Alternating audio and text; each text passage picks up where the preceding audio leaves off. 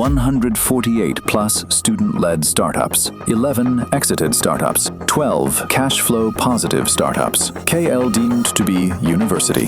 ఆంధ్రప్రదేశ్ ను global automobile hub గా మార్చే వ్యూహంలో భాగంగా మంత్రి నారా లోకేష్ దక్షిణ కొరియా పర్యటనలో సరికొత్త మైలురాయిని అధిగమించారు. సియోల్లోని కియా గ్లోబల్ హెడ్ క్వార్టర్స్ లో ఆ సంస్థ గ్లోబల్ ఆపరేషన్స్ హెడ్ తేహున్ లీతో లోకేష్ జరిపిన చర్చలు సూపర్ సక్సెస్ అయ్యాయి.